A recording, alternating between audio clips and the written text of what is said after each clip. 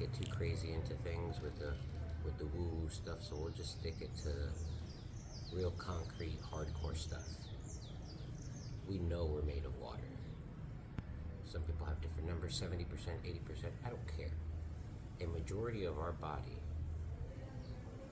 is made up of water, right?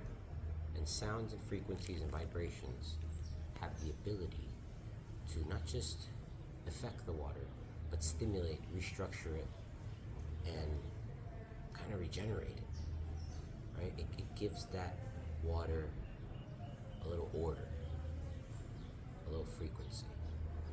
So that's what these sound bowls do with the vibration.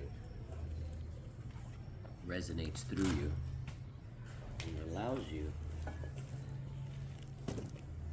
to restructure